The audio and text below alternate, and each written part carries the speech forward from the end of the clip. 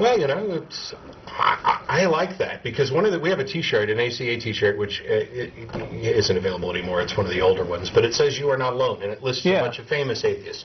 I had that one. Yeah, I may have an extra copy if you need one.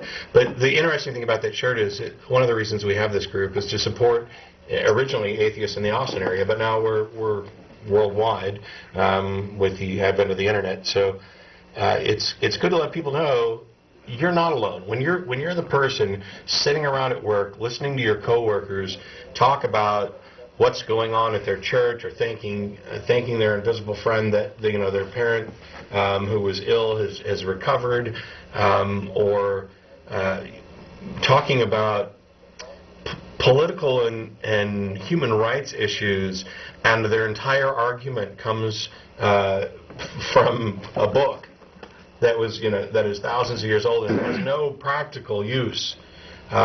You're not alone. There are plenty of other people just like you. It's just that they're not necessarily as vocal about it. It isn't. It's not the same as being a closeted gay, even though that's often something that is used as a comparison. But there is some similarity there, in the sense that being different, being outside the norm, being in opposition to the majority can be very intimidating. I got to the point where as soon as I had shed my religious beliefs and acknowledged the fact that I was an atheist, I was really in that position where, wow, I don't want to tell anybody, I don't want to talk about it. Mm-hmm. I'm not sure if people are going to look at me the same way or treat me the same way. And one of these days, one day, and it was easier for me than it may be for people with families or whatever, I just decided no.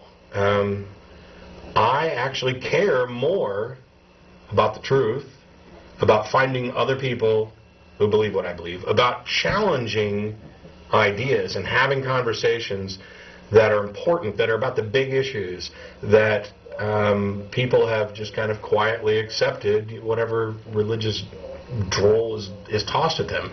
I care more about that than I care about somebody not liking me. I'd rather have people like me for who I am than pretend to be somebody I'm not.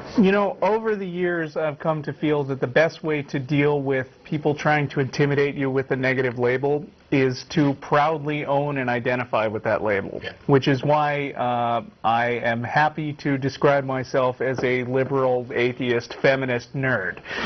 Sweet. Geek. Yeah, that too.